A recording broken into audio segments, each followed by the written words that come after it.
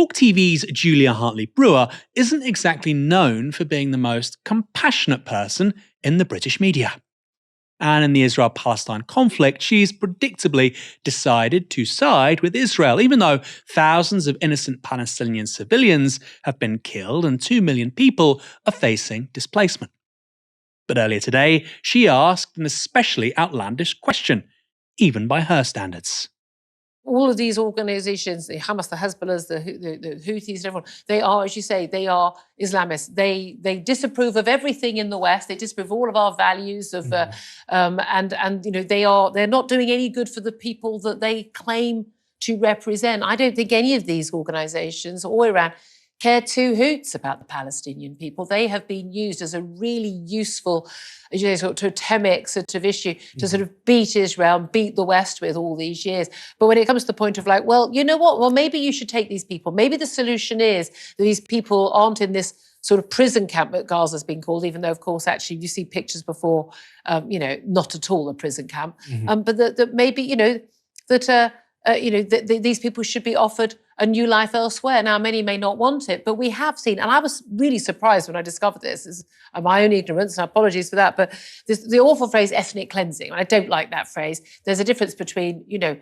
people being killed to be removed from a piece of land than the forced expulsion. This has happened numerous times, and in recent years, since the Second World War, there were huge numbers of peoples in their millions who were moved from lands, moved to basically there was non-stop, fighting between ethnic minorities. Right, you're going to Greece, you're going to Turkey, you're going to Albania, you're going wherever.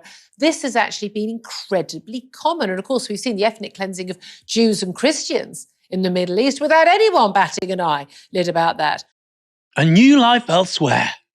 Ethnic cleansing, just got a rebrand. After all, we don't like that phrase. It's not very pleasant. Just imagine, Armenian genocide, that was a new life elsewhere. Greek genocide, only a few 100,000 people died, maybe 750,000. Only more than 1 million people were torn from their homes. But let's reframe.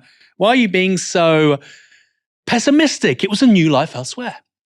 And then, of course, there were the almost 14 million Germans who fled or were expelled from Central and Eastern Europe after 1945.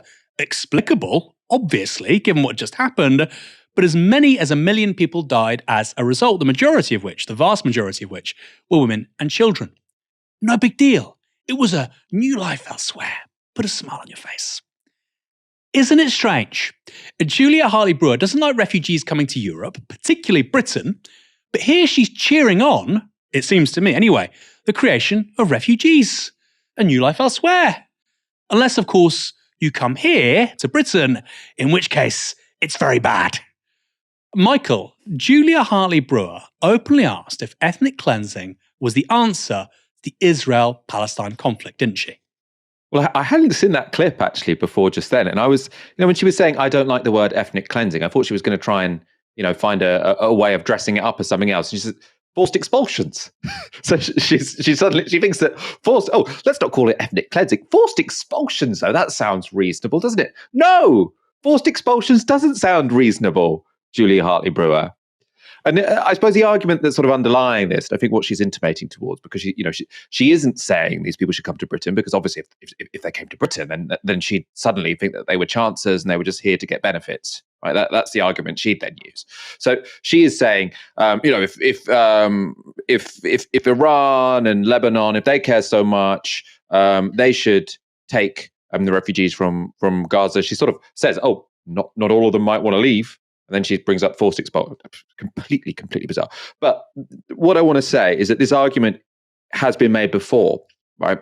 Oh, well, no one else wants to take them, so why should the Israelis have to tolerate the Palestinians in Gaza? Like, if the Lebanese or the Iranians really care, why don't they take them?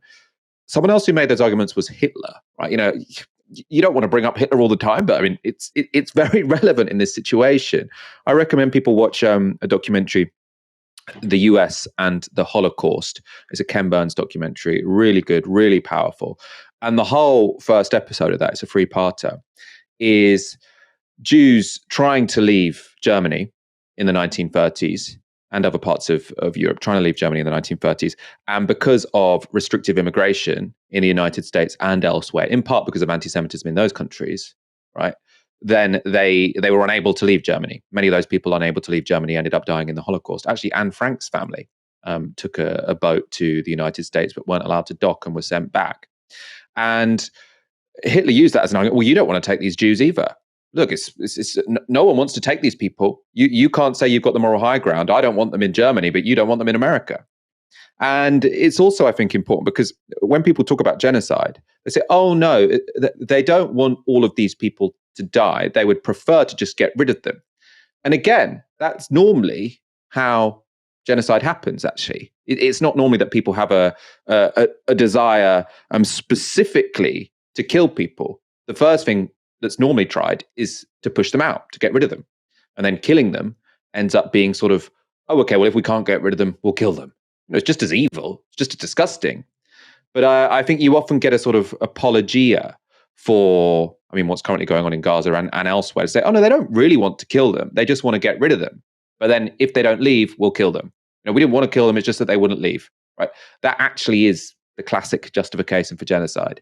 And Julie Hartley Brewer's argument sounded pretty much like it could go in that direction. It wasn't clear to me what she would have as her plan B if forced expulsions weren't possible, because no one would want to take the Palestinians of Gaza, in part because they don't want to be, an accessory to ethnic cleansing. Also, as we've talked about before on this show, if you are a country that takes a really significant amount of Palestinians from Gaza in the region, there is a chance that would be destabilizing, because you've got a lot of people who feel that they've been, very much unjustly treated. If they were in Lebanon or Egypt, for example, there would be some people trying to continue the struggle against Israel, perfectly reasonably. Right. This is actually one of the reasons why sort of Lebanon got dragged into civil wars, because the PLO were sort of expelled from historic Palestine and ended up in Lebanon. So you have various practical problems with forced expulsions as well as the moral problem. And when you sort of encounter those problems, that's when genocides happen. So I think Julie Hartley Brewer is on very dangerous territory here. I have to say as well, Michael, it's an overused adjective, Trumpian. But this was incredible. It was like Donald Trump meets like mid-20th century totalitarianism. I don't call it ethnic cleansing. I call it searching for new life elsewhere. Like, can you believe? Can you hear yourself? I like to reframe it. It's like the ultimate. It's like an estate agent trying to sell you a wheelie bin and saying it's a studio flat. Like, it's just you're living in an alternative reality. This is on British television, by the way. This is broadcast TV. And you have people saying, oh my God, the fake news on YouTube and kids listening to stuff on TikTok.